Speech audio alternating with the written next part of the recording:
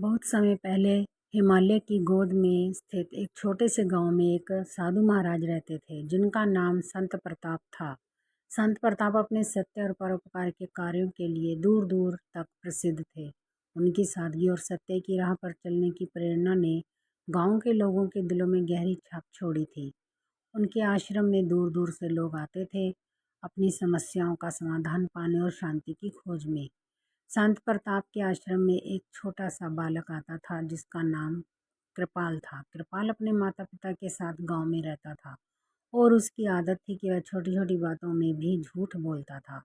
संत प्रताप ने एक दिन कृपाल को बुलाया और कहा, पुत्र, सत्य ही जीवन का सबसे बड़ा धन है। जो व्यक्ति सत्य की राह पर चलता है वही सच्चे सुख और शांति को प्राप्त करता है। कृपाल ने संत प्रताप की बात सुनी लेकिन उसे पूरी तरह से समझ नहीं पाया। संत प्रताप ने उसे एक कहानी सुनाई जिससे उसकी सोच में बदलाव आया। कई वर्षों पहले की बात है। एक समृद्ध राज्य में एक राजा था जिसका नाम आदित्य था। राजा आदित्य न्यायप्रिय और दयालु था, लेकिन उसे सत्य के महत्व की पूरी समझ नहीं थी। एक दिन एक साधु उसके दरबार में आए और कहा, महाराज, सत्य की शक्ति सबसे बड़ी होती है।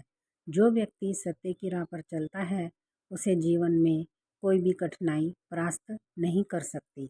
राजा आदित्य ने साधु की बात सुनी, लेकिन उन्हें यह बात महज एक उपदेश लगी। साधु ने राजा को चुनौती दी, महाराज, अगर आप 1 महीने तक सत्य की राह पर चलेंगे तो मैं आपको ऐसी शक्ति दूंगा जो आपके राज्य को और अधिक समृद्ध बना देगी। राजा ने साधु की चुनौती स्वीकार कर ली। अगले दिन से ही राजा ने सत्य की राह पर चलने का निर्णय लिया। वह अपने दरबार में सभी मंत्रियों और प्रजाजनों के साथ सत्यनिष्ठ होकर व्यवहार करने लगा। धीरे धीरे राजा ने महसूस किया कि सत्य की राह पर चलने से राज्य में शांति और समृद्धि बढ़ रही है। सत्य की राह पर चलने के साथ ही राजा आदित्य ने परोपकार के महत्व को भी समझा।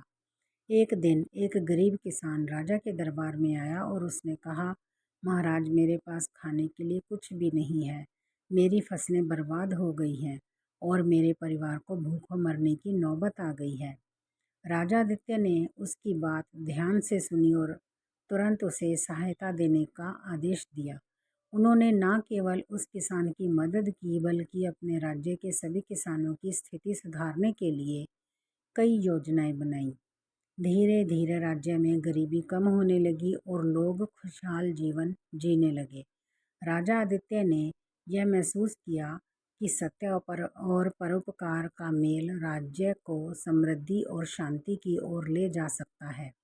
उन्होंने साधु को धन्यवाद दिया और कहा, आपने मुझे जीवन का सबसे बड़ा सत्य सिखाया है। मैं अब जानता हूँ कि सत्य और परोपकार ही सच्चे राजा की पहचान है।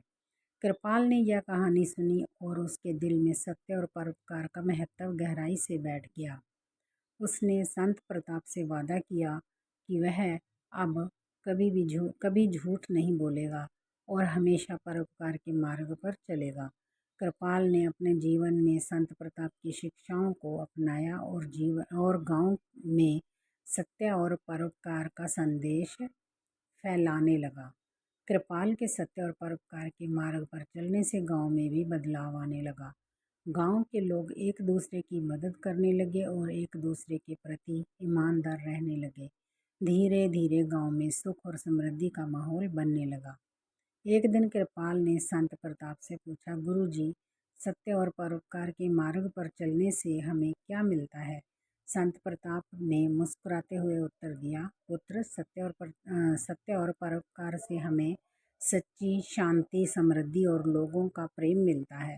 जब हम दूसरों की भलाई के लिए निस्वार्थ भाव से कार्य करते हैं तो प्रकृति और भगवान भी हमारी मदद करते हैं। कृपाल ने संत प्रताप की बात को अपने जीवन का मंत्र बना लिया और हमेशा सत्य और परोपकार के मार्ग पर चलने का प्रण किया। उसने गांव में एक छोटे से आश्रम की स्थापना की जहां वह बच्चों को सत्य और परोपकार का महत्व सिखाने लगा। सीख, सत्य और परोपकार से जीवन में सच्ची शांति और समृद्धि प्राप्त होती है। जब हम सत्य की राह पर चलते हैं और दूसरों की भलाई के लिए कार्य करते हैं तो हमें न केवल आत्म संतुष्टि मिलती है बल्कि समाज में भी सुख और शांति का वातावरण बनता है। कृपाल की तरह अगर हम सभी सत्य और परोपकार के मार्ग पर चलें तो हमारा जीवन और समाज दोनों ही सुंदर और समृद्ध बन सकते हैं।